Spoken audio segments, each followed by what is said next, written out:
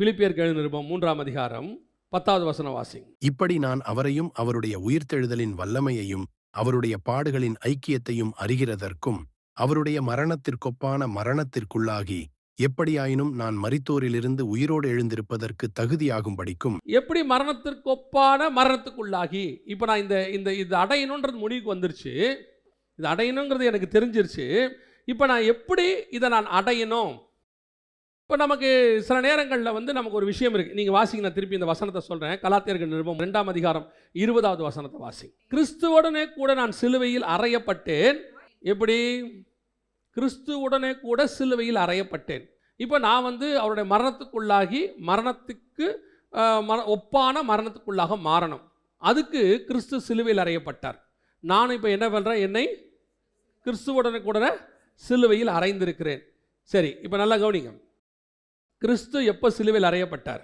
சரி, 2000 வருஷத்துக்கு முன்னாடி என்ன ஆகிட்டார்? அவர் சிலுவையில் அறையப்பட்டார் இல்லையா? கிறிஸ்து 2000 வருஷத்துக்கு முன்னாடி என்ன ஆயாச்சு? சிலுவையில் அறையப்பட்டாச்சு. ஒரே தடவை தான் அவர் சிலுவையில் அறையப்பட்டார் 2000 வருஷத்துக்கு முன்னாடி. பவுல் அதுக்கப்புறம் எத்தனையோ வருஷம் கழிச்சு தான் என்ன செய்யப்படுறாரு? எத்தனையோ வருஷம் கழிச்சு தான் ரட்சிக்கப்படுறாரு. இப்போ நம்மலாம் ஒரு 2000 வருஷம் தான் கழிச்சு தான் ரட்சிக்கப்பட்டிருக்கிறோம். இப்போ நம்ம சொல்லும்போது கிறிஸ்து உடனே கூட நான் சிலுவையில் அறையப்பட்டேன். இன்னைக்கு இல்லை, நல்லா புரிஞ்சுக்கோங்க. இன்னைக்கு நான் சிலுவையில் அறையப்படலை. என்னைக்கு அறையப்பட்டேன்? கிறிஸ்து அறையப்பட்ட அன்னைக்கு நான் சிலுவையில் அறையப்பட்டேன். புரியுதா? அவரோட அர்த்தம் என்னன்னா, கிறிஸ்து உலக தோற்றம் முதல் என்னை தெரிந்து கொண்டார்.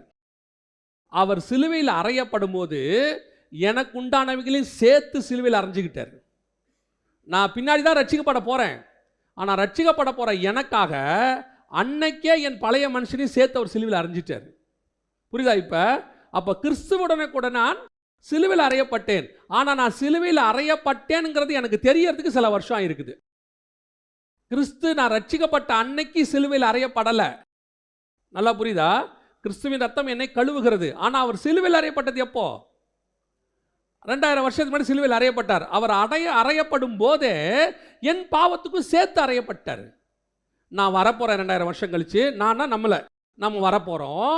நம்மளை மீட்பதற்கு நம்மளையும் அவரோடு கூட சிலுவையில் அறைஞ்சு நம்ம பாவம் சிலுவையில் அறையப்பட்டா தான் நம்ம பாவம் மன்னிக்கப்படும். அப்போ கிறிஸ்துவோடனே கூட நான் சிலுவையில் அறையப்பட்டேன். எப்போ? 2000 வருஷத்துக்கு முன்பதாக சிலுவையில் அறையப்பட்டேன். கிறிஸ்து எப்போ உயிரோடு கூட எழுந்தாரோ அப்போ கூட நானும் உயிரோடு கூட எழுந்துட்டேன். என்னையும் கர்த்தர் என்ன பண்ணிட்டாரு? உயிரோடு கூட எழுப்பிட்டாரு. இப்போ நான் அல்ல, கிறிஸ்துவே என்னில் வாழுகிறார். இப்போ கிறிஸ்துவின் சாயல் எனக்கு வந்துருச்சு. என் பழைய மனுஷன் சிலுவையில் அறையப்பட்டாச்சு. ஆனால் இன்னும் நான் என்ன சொல்லிக்கிட்டு இருக்கிறேன்னா, இன்னும் போராடிட்டு இருக்கிறேன், இன்னும் பாவத்தை ஜெயிக்க ட்ரை பண்ணிக்கிட்டு இருக்கிறேன், இன்னும் என்னால் முடியல. ஏன் முடியலன்னா, பிசாசுடைய தந்திரத்திலே பெரிய தந்திரம் என்னன்னா, இன்னும் உங்களுக்காக கிறிஸ்து சிலுவையில் அறையப்படலை, நீங்கள் பாவத்தில் போராடிக்கிட்டு இருக்கிறீங்கன்றதையே கான்செப்டாக வச்சுருக்கான். வசனம் தெரியுது, ஆனால் இன்னும் அந்த தாட் என் மைண்டுக்குள்ளே வரல. நான் இன்னும் என்ன செஞ்சிட்டு இருக்கிறேன்னா, இன்னும் போராடிட்டு இருக்கிறேன், சிலுவையில் அறையிறதுக்கு ஆனால் உங்களுக்கு எனக்கு தெரியணும், எப்போ கிறிஸ்து போய் சிலுவையில் அறைஞ்சாரோ எனக்கு சேர்த்து தான் அறையப்பட்டார்.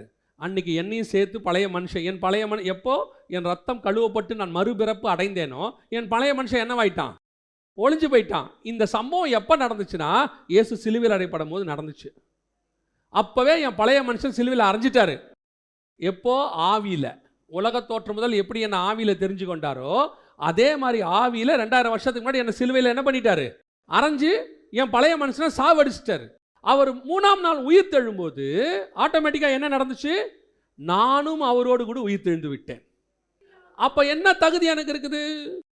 இப்போ நான் உயிரோடு எழுந்திருக்கிறது என்ன தகுதி? நான் கிறிஸ்துவோடு கூட சிலுவையில் அறையப்பட்டது எப்படியோ அப்படியே அவரோடு கூட உயிரோடும் எழுந்திருக்கிறேன். கிறிஸ்து உயிர் தெழுந்த உண்மையானால் நான் உயிர் தெழப்போவதும் உண்மை. கிறிஸ்து சிலுவையில் மரித்தது உண்மையானால் என் பழைய மனுஷனையும் அவர் சிலுவையில் மரித்தது உண்மை. இந்த சத்தியம் உங்களுக்கு தெரிஞ்சிட்டாலே நீங்கள் சிலுவையில் அறைஞ்சு உயிர் தெழுறதுக்கு தகுதி ஆயிட்டீங்கன்னு அர்த்தம். இப்போ நாம் என்ன நினச்சிக்கிட்டு இருக்கிறோன்னா, இன்னும் எனக்கு சிலுவையில் உயிர் போல, சிலுவையில் என்ன செய்யலை? உயிர் போல, இன்னும் பாவத்தில் போராடிக்கிட்டு இருக்கிறோம். நிஜம். இப்போ இயேசு கிறிஸ்து சிலுவையில் தொங்கிட்டு இருக்கும்போது ஒருத்தன் வந்து சொல்கிறான், நீ தேவனுடைய குமாரனையானால் இறங்கி வா அப்படின்னு. இப்போ இயேசு கிறிஸ்துவால் இறங்கி வர முடியுமா முடியாதா? மாம்சத்தில் சொல்லுங்கள். மாம்சத்தில் சொல்லுங்க, வர முடியுமா முடியாதா? முடியாது. ஏன்? 2 கையிலையும் கால்லையும் ஆணி அடித்து மாட்டியாச்சு இல்லையா?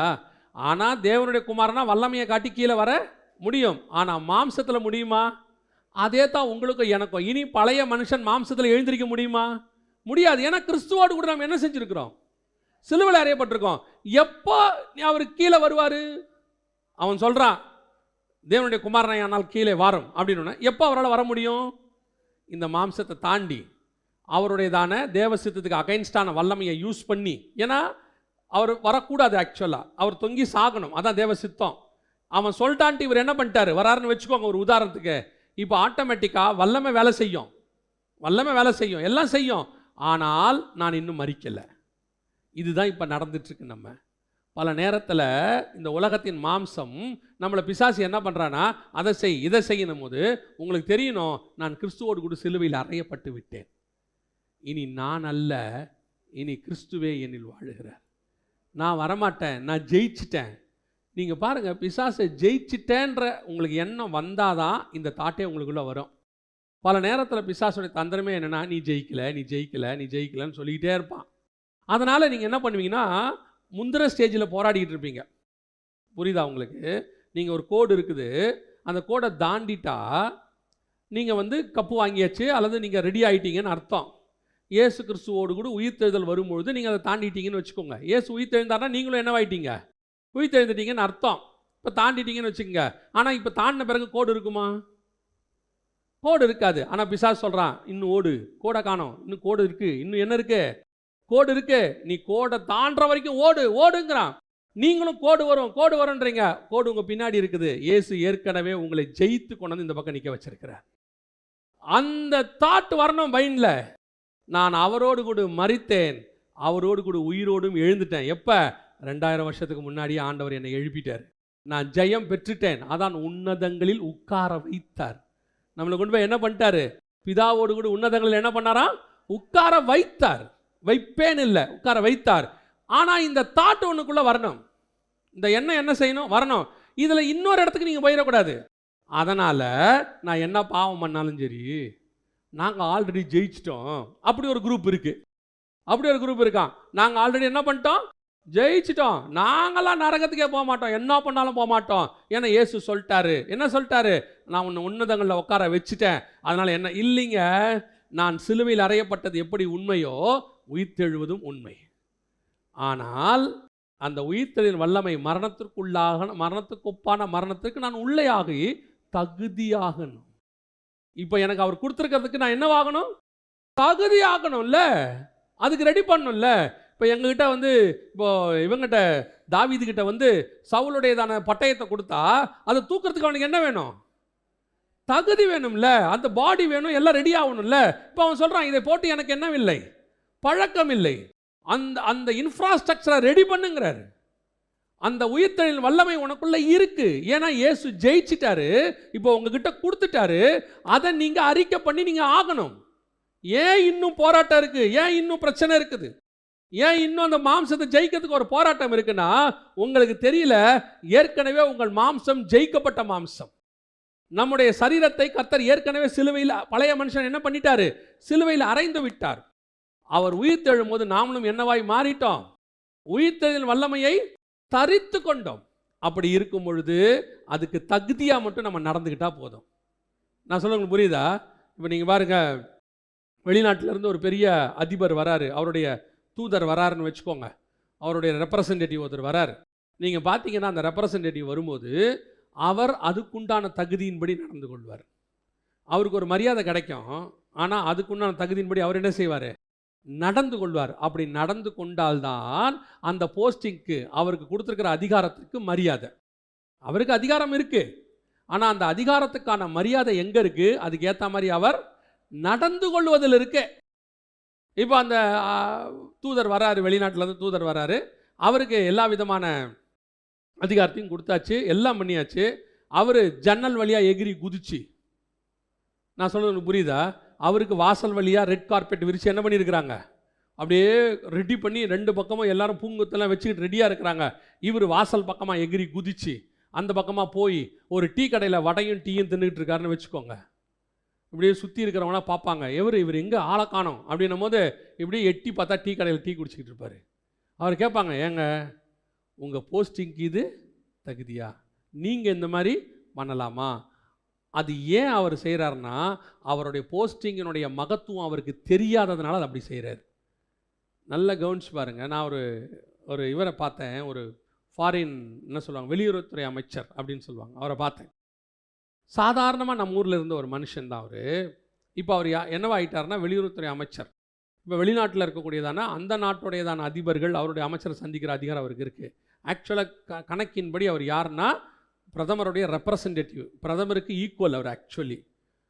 இப்போ அவர் போய் நீங்கள் பார்த்தா அன்றைக்கி நான் அவருடைய ஒரு வாக்கிங் ஸ்டைலு, அவர் போய் பேசுகிறது பார்க்குறேன், அவ்வளவு கம்பீரமாக இருக்கான் மனுஷன், அவ்வளவு கம்பீரம். அப்படி வந்து நிற்கிறாரு. இது எங்கேருந்து வருதுன்னா, அந்த போஸ்டிங்க்கு அவர் தன்னை என்ன பண்ணுறாரு, ரெடி பண்ணுறாரு. அந்த போஸ்டிங்க்கு அவர் இப்போது ஜனாதிபதியை பார்த்தா குனிஞ்சு கை கொடுக்க வேண்டியவர், இவருக்கு கீழே இருக்கிறவரை பார்த்தா இவர் எப்படி நிற்பார், நிமிர்ந்து நிற்பார், அவர் கொடுக்கணும். இவர் வந்தோன்னா அவர் தாழ்மைங்கிற பேரில் என்ன பண்ணிடக்கூடாது, போய் கீழே. தாழ்மை வேறு, உங்களுடைய மேலே உள்ள அபிஷேகத்துக்கு நீங்கள் கொடுக்குற கனம் வேறு. நான் சொல்கிறது உங்களுக்கு புரியுதா? தாழ்மை வேறு, தாழ்மையாக இருக்கணும். இப்போ இயேசு கிறிஸ்து தாழ்மையாக இருக்கிறாரு, சீஷர்கள் கால்களை கழுவுறாரு, அவங்களுக்குள்ள சண்டை வருது, யார் பெரியவன் சின்னவன், அதை நிரூபிக்கிறதுக்கு கால் கழுவுறாரு. அதனால் இயேசு போகிற இடத்துலலாம் காலை கழுவிட்டு இருந்தாரா? யாரை பார்த்தாலும் இப்போ ஒரு சீமோன் ஒருத்தர் வீட்டுக்கு போகிறாரு இல்லையா, அந்த சுங்கம் வசூலிக்கிறேன் அவன் போய் அவர் வீட்டுக்கு, ஆயக்காரன் வீட்டுக்கு போகிறாரு. போன உடனே இவர் கேட்குறாரு, நீ என் தலைக்கு எண்ணெய் தரவில்லை, என் கால்களுக்கு தண்ணி தரல, நீ எனக்கு மரியாதை கொடுக்கலங்கிறார். இப்போ புரியுதா உங்களுக்கு? இயேசு எருசலேமுக்குள்ளே நுழைவார் பாருங்களேன். நுழையும் போது வசனம் சொல்லும், அவர் முன்பாக நடந்து போனார், சீஷர்கள் பார்த்து பிரமித்து அப்படின்ற ஒரு வார்த்தை இருக்கும். நல்ல கவனிங்க. எருசலேமுக்குள்ள இயேசு நடந்து போகும்போது சீஷர்கள் என்ன செய்கிறான், திகைத்து அவருக்கு பின்னே. அதோட அர்த்தம் என்னன்னா, எருசலேமுக்குள்ள நுழையும் போது இயேசு கிறிஸ்து ஆஸ் அ கிங், ஒரு ராஜாவாக உள்ளே நுழைகிறார். அவர் நுழைகிற அந்த கம்பீரத்தை பார்த்து அவன் என்ன செய்கிறான், திகைத்து அப்படின்னு இருக்கு. இயேசு கழுத மேலே வரும்போது கூட திகைத்துன்ற வார்த்தை இருக்காது. இயேசு எருசலேமுக்கு வரும்போது அவர்களுக்கு முன்பே நடந்து போனார், சீஷர்கள் அவரை பார்த்து ஏன் திகைக்கிறான் அப்படின்னா, அந்த வாக்கிங் ஸ்டைல், அந்த அபிஷேகம், கர்த்தர் எனக்கு கொடுத்த கனம், அது அந்த கனத்தை அந்த தகுதிப்படுத்த வேண்டியது என் கையில் இருக்குது. நான் தான் அந்த தகுதிப்படுத்தணும். இப்போ பத்சேபால் வராங்க, சாலமோனை பார்க்க வராங்க. 1 ராஜாக்கள்ல இருக்கும் 1ஆம் அதிகாரத்தில் சாலமோனை பார்க்க வராங்க. பார்க்க வரும்போது நல்லா கவனிச்சிங்கன்னா, கரெக்டாக சாலமோன் ஒரு வேலை செய்வார். நம்மளாக இருந்தால் என்ன பண்ணுவோம், இந்த சிங்காசனம் எனக்கு வர்றதுக்கு அம்மா தான் காரணம், அப்பா கிட்ட போய் என்ன பண்ணியிருக்கிறாங்க, வாங்கி கொடுத்துருக்குறாங்க, அம்மா வாங்கம்மா இதில் நீங்கள் உட்காருங்கம்மா அப்படிதான் சொன்னோம். வசனம் சொல்லும், பத்சேபாலுக்கு ஒரு ஆசனத்தை போட்டான், அப்படிதானே இருக்கும். அதெல்லாம் ராஜாவுடையதான அது ஒரு புரோட்டோகால் அப்படின்னு சொல்லுவாங்க. அம்மாவே இருக்கட்டும், ஐ ஆம் த கிங், நான் ராஜா, நீ வரியா, இந்த ஒரு சேர் போடுற உட்காரு, ஏன் சேரை நான் உனக்கு தரமாட்டேன்.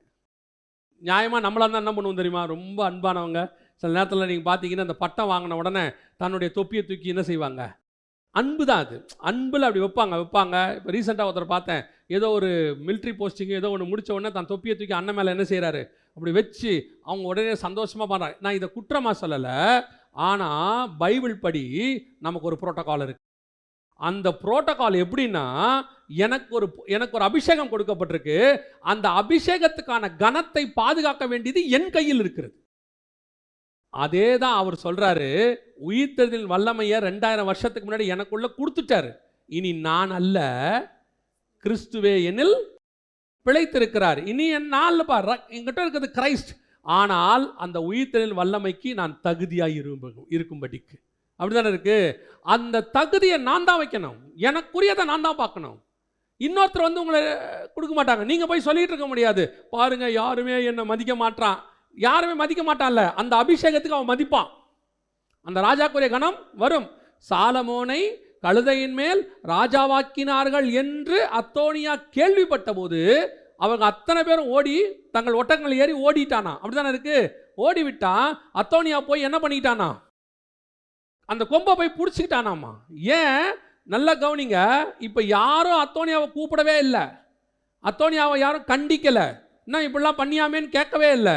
வசனம் சொல்லுது, சாலமோனை ராஜாவாக்கினார் என்று கேள்விப்பட்ட போது, அதான் அந்த அபிஷேகத்தினுடைய மகிமை. உங்களை ராஜாவாக்கிட்டாருங்கிறது தெரிஞ்ச உடனே உன் எதிரி ஆட்டோமேட்டிக்காக பலிபடுத்துகிற போய் அந்த கொம்பை பிடிச்சிருவான்.